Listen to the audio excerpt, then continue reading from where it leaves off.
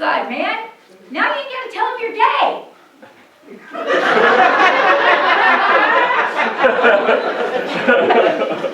What if I just never talk to her again? You know, I've been thinking about it anyways. I think it's time for me to leave him behind. Bro, don't say that. You don't mean it. No! I think I do this time. They will never change.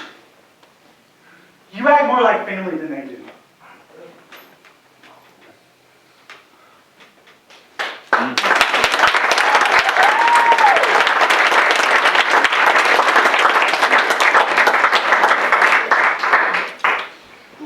All right.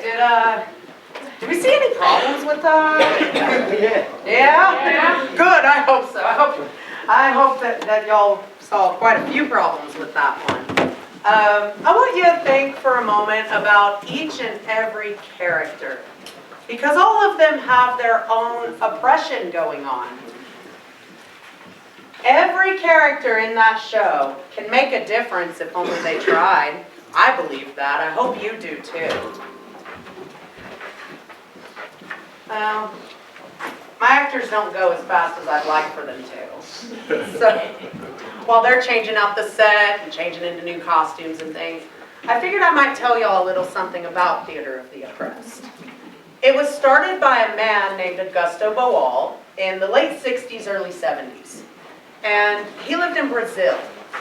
Now, if you know your U.S. history better than they teach it in the schools, you'll know that Brazil at that time was under a military regime that was installed there.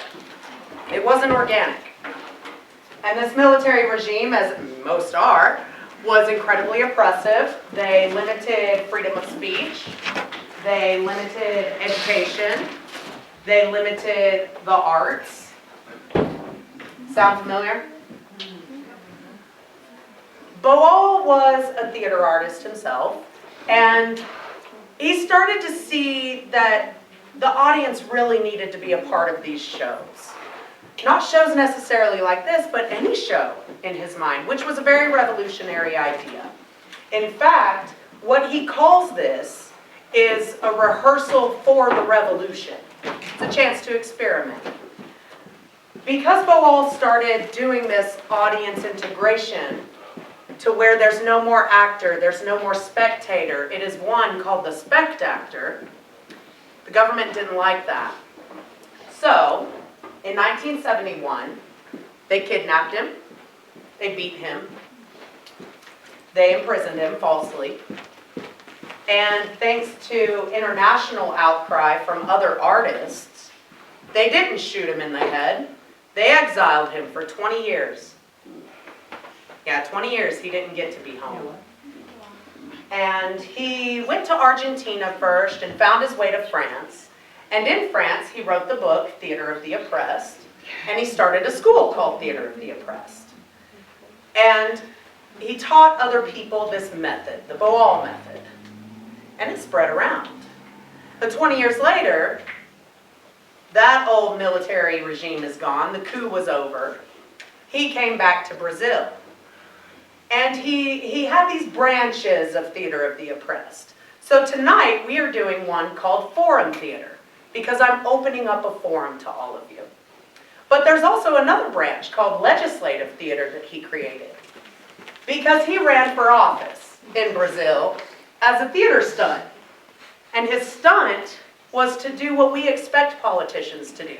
It was to listen to the people. No surprise, he won the election. And he served on the city council of Rio de Janeiro, the capital of Brazil, very important job. After he was done with that, he wrote another book called The Rainbow of Desire. And that book is about how theater and therapy are inseparable. It doesn't matter what show you see. If it's a good show, it's going to hit you in the heart a little bit. It's going to make you feel something. Something to think about, something to take with you forever.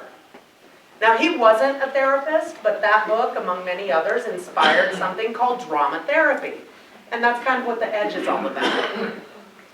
So if that sounds good to you, I hope y'all join us. I would love more actors, bigger classes, the whole shebang, because it's a lot of fun. Now, I think I've bored y'all enough with some history. So, are my actors ready? Yes. Excellent. Actors to the stage. We're going to start our next play. It is called Convenience Kills. Yeah.